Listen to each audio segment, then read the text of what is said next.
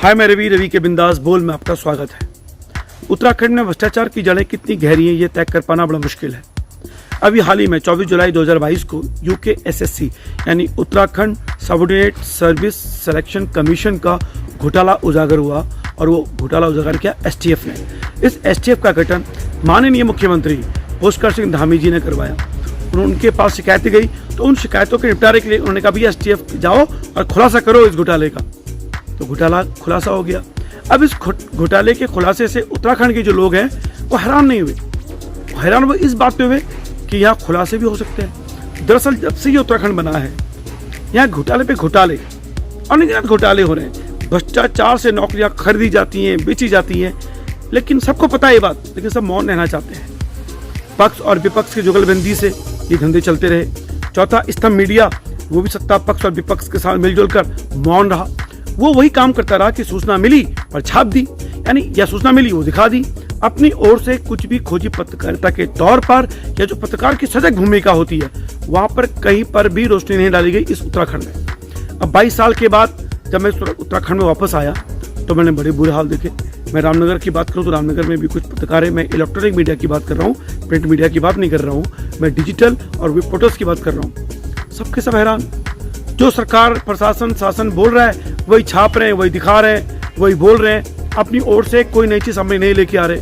और ये रामनगर का हाल नहीं है, पूरे उत्तराखंड का हाल है। तो ये तो हमारे चौथे स्तंभ मीडिया के हाल है। तो लोगों ने कहा भाई साहब, और हमारा जो अर्ध सरकारी संस्थान है यहाँ वो विज्ञप्तियां छापने से पहले नौकरियां बेच चुके होते हैं। विज्ञप्तियां तो दिखाने के लिए दी जाती है, ऐसा लोगों का मानना है।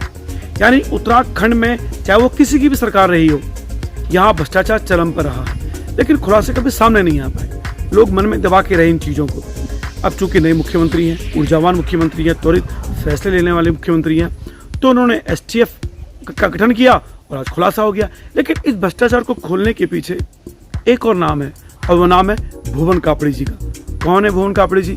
कांग्रेस के कद्दावर नेताओं में शुमार होने वाले भुवन कापड़ी जी खटीमा से विधायक हैं और इसमें उप नेता प्रतिपक्ष हैं।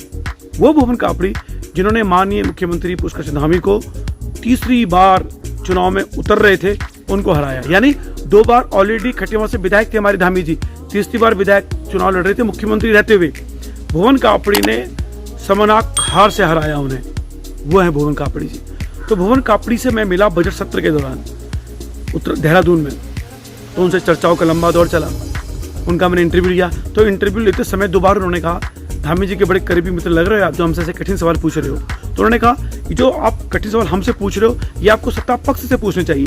तो मैंने उनसे कहा सर, विपक्ष जब अपनी भूमिका में नहीं रहेगा तो पहले विपक्ष से हम सवाल पूछेंगे, तब हम सत्ता पक्ष के पास जाएंगे। लेकिन अभी तक होता क्या आया है, सत्ता पक्ष और विपक्ष की जुगलबंदी से उत्तराखंड बर्बाद हो रहा है। तो उन्होंने कहा अब हम बर्बाद नहीं होने देंगे। और मैं आपको बता दूं, बजट सत्र के दौरान चर्चा में जो सबसे अधिक नाम रहा वो थे भुवन कापड़ी जी। भुवन कापड़ी जी उपनेता प्रतिपक्ष बनाए गए। सबसे ज्यादा सदन में सवाल उन्होंने उठाए और ऐसे सवाल उठाए कि जितने मंत्री थे सत्ता पक्ष के वो बगले झांकने लगे। इसलिए भुवन कापड़ी जी का इंटरव्यू बहुत जरूरी था, वो मैंने लिया। तो जितने भी इंटरव्यू का मैं जिक्र कर रहा हूँ वो आप कमेंट बॉक्स है और जो डिस्क्रिप्शन बॉक्स है वहाँ उनके लिंक आप देख सकते हैं और वो इंटरव्यू आप आराम से देख या पढ़ सकते हैं।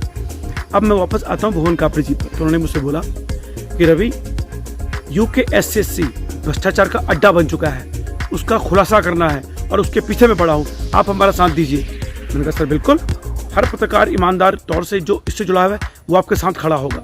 तो इस भ्रष्टाचार के खुलासे में अगर सबसे बड़ा योगदान है तो वह है भुवन कापड़ी जी का। भुवन कापड़ी ने अपने स्तर पर कार्रवाई करवाई और मुखर हुए, धरने भी दिए थे सदन में उन्होंने, और सदन में ही पुरजोर मामला उठाया कि UKSSC अधीनस्थ चयन बोर्ड है हमारे उत्तराखंड का, वो निश्चित रूप से धांधलेबाजी से लिप्त है।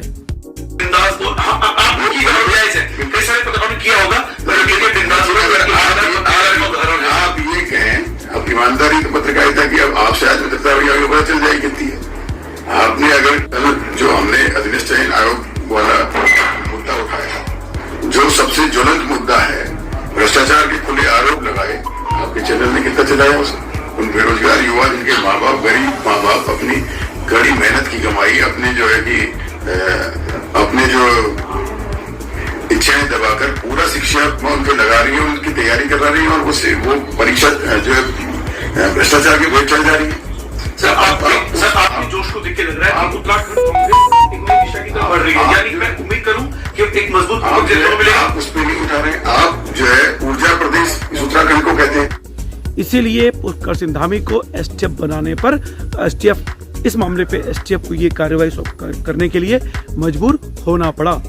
तो धामी जी के साथ साथ देखिए धामी जी के पास शिकायत पहुंची, उन्होंने एसटीएफ का गठन किया, चाहे तो बात को टाल सकते थे लेकिन नहीं, उन्होंने फ्री हैंड छोड़ा, यानी दबाव नहीं दिया एसटीएफ को। तो निश्चित रूप से भुवन कापड़ी जी के साथ साथ मैं पुष्कर सिंह धामी जी को भी प्रणाम करना चाहता हूँ, इन दोनों युवा नेताओं को। और देखिए दोनों एक ही विधानसभा क्षेत्र के रहने वाले हैं, खटीमा के, और दोनों का मूलतः जो पैतृक स्थान है पिथौरागढ़ जिला, दोनों एक ही जिला के रहने वाले हैं मूलतः भी। तो कुमाऊं के लाल, उत्तराखंड के दो लाल, इनको सदा प्रणाम कीजिए आप कि उत्तराखंड इस समय एक सही दिशा पर एक अच्छे नेताओं के हाथों में है। सत्ता पक्ष और विपक्ष की जो जुगलबंदी इन 20-22 सालों से चली आ रही थी वो अब पीछे है। दरअसल जो यूकेएसएससी इसका गठन 17 सितंबर 2014 को हरीश रावत जी ने किया था और वो पहले से मुख्यमंत्री थे जिनके काल में सबसे ज्यादा सरकारी नौकरी लगी हैं। अभी सरकारी नौकरी किस माध्यम से लगी, कैसे लगी, ये तो देखने वाली बात होगी, लेकिन फिलहाल सरकारी नौकरियां खरीदी बेची जाती हैं, अर्ध सरकारी नौकरियां भी खरीदी बेची जाती हैं। अब ये खुलासे अगर जमीन स्तर तक हों तो कई मछलियां सामने आएंगी और मछलियों के साथ कई मगरमच्छ सामने आने वाले हैं। इन खुलासों पर मैं फिर कभी बात करूंगा।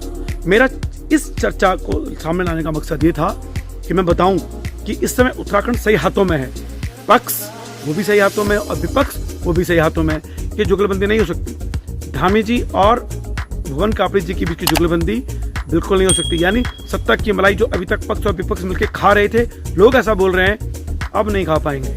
और ये बात मैं दावे के साथ कहता हूँ कि भुवन कापड़ी का जो मैंने इंटरव्यू लिया, उनका जो ओज और तेजस्व मैं देख रहा था, मुझे लगा कि उत्तराखंड वास्तव में सही दिशा में है और सही हाथों में है। मैं दोबारा भुवन कापड़ी जी का इंटरव्यू लूंगा, उन्हीं के नगर जाकर, खटीमा जाकर। उसके बाद मैं धामी जी का इंटरव्यू आपके सामने पेश करूंगा और बताऊंगा कि वास्तव में उत्तराखंड आप दोनों युवाओं से उम्मीद कर रहा है कि जो आने वाले बच्चे इस तरह नौकरी को उम्मीद लगाए बैठे हैं, जिनके पास पैसा नहीं है, जो 15 लाख 20 लाख रुपए तक की नौकरियां नहीं खरीद सकते, उनके लिए ये खुशखबरी है कि उत्तराखंड के दो लाल इस समय उत्तराखंड को सही दिशा में लेके जा रहे हैं। फिलहाल पुष्कर सिंह धामी जी माननीय मुख्यमंत्री उत्तराखंड और भुवन कापड़ी जी माननीय नेता उप प्रतिपक्ष उत्तराखंड, दोनों को प्रणाम करना चाहता हूँ और दोनों अपनी भूमिका में सही ढंग से निभाएं। चौथा स्तंभ अपनी भूमिका में रहेगा, बाकी को तो मुझे पता नहीं है, लेकिन रवि के बिंदास बोल और बिंदास बोल लोकतंत्र अपनी सही भूमिका में रहेगा और हर वो घोटाले जो उजागर हो सकते हैं उनकी भनक आप तक जरूर पहुंचाएगा। फिलहाल रवि के बिंदास बोल देखने के लिए शुक्रिया। अगर आप यहाँ तक आए तो चैनल को सब्सक्राइब करना ना भूलें, जो आपका अपना चैनल है रवि के बिंदास बोल। जय हिंद, जय उत्तराखंड।